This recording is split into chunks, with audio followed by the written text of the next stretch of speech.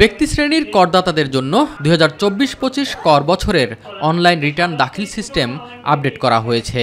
এখন থেকে অনলাইনে রিটার্ন জমা দিতে পারবেন করদাতাগণ। জাতীয় রাজস্ব বোর্ডের কনফারেন্স রুমে সংবাদ সম্মেলনে এনবিআর চেয়ারম্যান জানান, করদাতাদের যে কোনো সমস্যা সমাধানে চালু হয়েছে কল সেন্টার।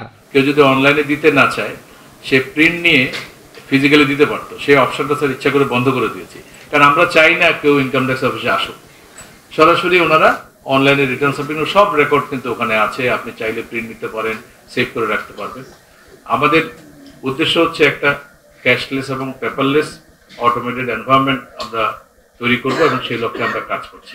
কার্যক্রমকে স্বাগত জানিয়ে অর্থ উপদেষ্টা বলেন, এর মাধ্যমে ভোগান্তি ও দুর্নীতি দুইই কমবে। ট্যাক্সটা দেবেন লিকের জন্য না হয়, আপনি যেটা দেবেন টাকাটা যেন সরকারের কোষাগারে পৌঁছায়। মাঝখানে কিন্তু কোনো আর লিকেজ হয় না, মিডলম্যান বা কোনো স্রোতে যেন অন্যখানে চলে যাবে।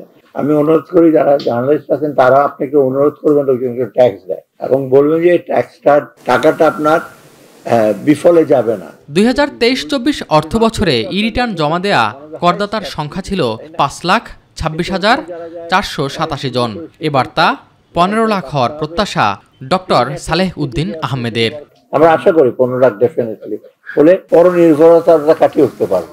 এস এম আরিফ, মাই টিভি, ঢাকা।